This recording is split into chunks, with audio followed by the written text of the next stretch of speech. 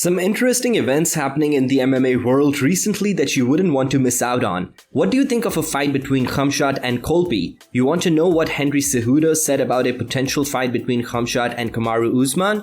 Called it big trouble. What other thing would you want to know if not about Henry Cejudo's comeback? Watch till the end of this video to discover the details and other trending topics in the MMA world. Stay tuned. Khamzat Chimaev doesn't mind facing Colby Covington, says, "Come to the fight, I smash his face."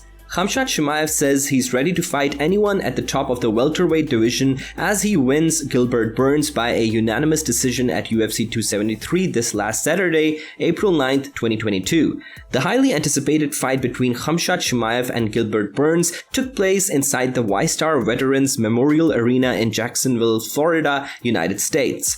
Before the fight, Khamzat Chimaev was highly hyped and was expected to have an easy win against Burns, but on getting to the fight, it didn't exactly go as it was hyped, although he won by a 29-28 in the third round's decision. This victory brought the 11th ranked fighter to ranking in the top 5 fighters of the division after defeating the 2nd ranked Gilbert Burns. At the post-fight press conference, Khamzat talked about his performance in the fight, saying, I was too excited to knock him out, I was say to everybody all week, knock him out, don't knock him out.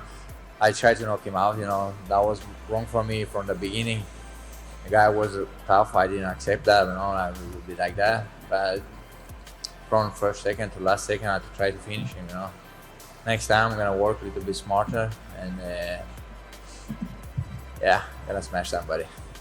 Then he was asked if he was evaluating his chances of beating everyone now that he's broken into the top 5 and would be facing tough fighters at the top of the division. I don't care. You think I'm not tough? I show my heart, I'm tough on everyone. And I smash them all, Even when he asked about a fight against Colby Covington, as Dana White teased was the possible next fight, he said he didn't care and would face everybody that comes his way. He concluded, "If that guy don't call the cops and Dana White don't go to jail, I'd be happy to fight. Come to the fight, I'll smash his face." What do you think of a possible fight against Colby Covington? Does Khamzat have a chance? Comment below. Khamzat Chimaev is in big trouble if he approaches Kamaru Usman as he did Gilbert Burns, Henry Cejudo says. Khamzat is coming off a victory over Gilbert Burns at UFC 273 and is at the point of having a chance of a shot at the welterweight title against Kamaru Usman. Henry Cejudo thinks Khamzat Chimaev can't go into a fight with Kamaru Usman the same way he did with Gilbert Burns. Seeing Khamzat's performance in the last fight, he wasn't too impressed. He thinks Khamzat doesn't have a chance of defeating the welterweight champion Kamaru Usman except he changes things up. He termed the fight big trouble for Khamzat.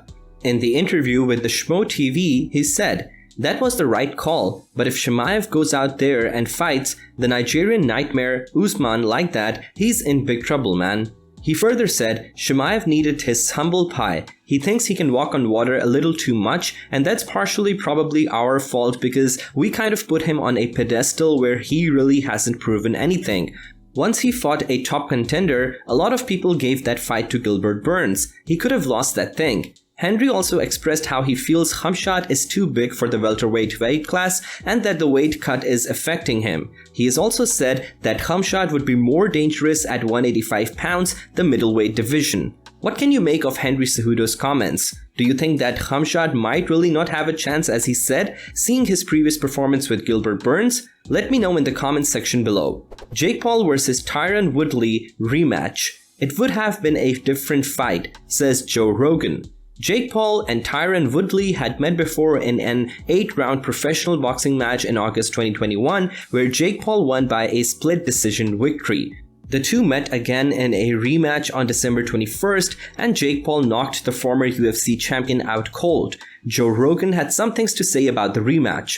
The fight was initially scheduled between Jake Paul and Tommy Fury in what is considered Jake Paul's 5th professional fight in the UFC, but Tommy Fury had to withdraw due to an injury. Tyron Woodley stepped into the challenge on short notice only to get knocked out by a punch. UFC commentator Joe Rogan thinks the short notice was what affected Tommy Fury's performance and the overall outcome of the fight. On his Joe Rogan Experience podcast, he said, "It would have been a different fight had Tyron had the time to prepare, I guarantee you.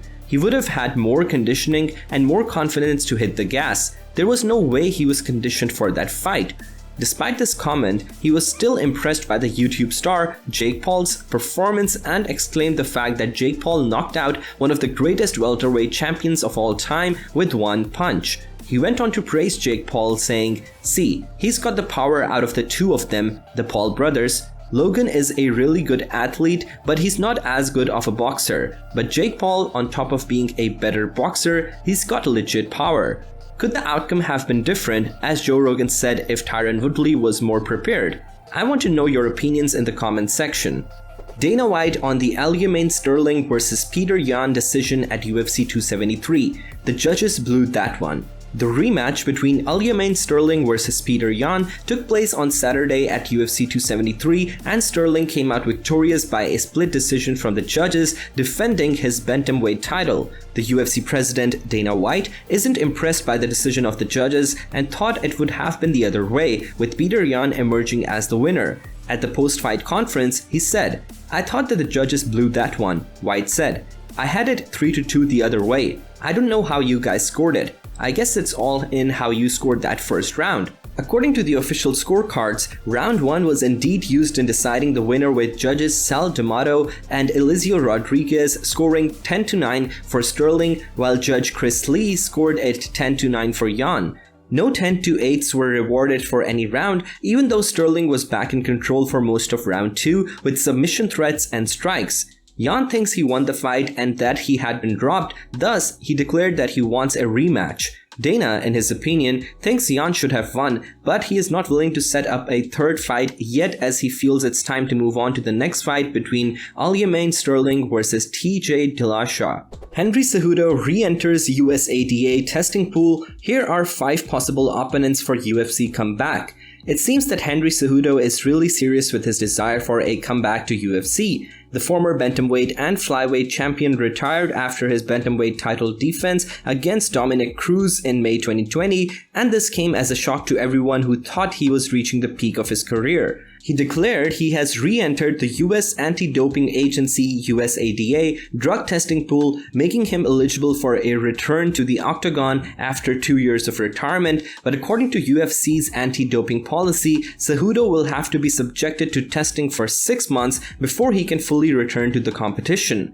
Cejudo claimed that bantamweight champion Aljamain Sterling's title win over Peter Yan and featherweight champ Alexander Volkanovski's domination of Chan Sung Jung this past Saturday at UFC 273 have inspired him to come back. Abdelaziz, Cejudo's coach, told ESPN, "Henry will focus on his fight and training," Abdelaziz said. "He never stopped training. I truly believe Henry can come back to win the 135 bantamweight title and go up to 145 featherweight and win that. He will be the only fighter in UFC history to win 3 world titles."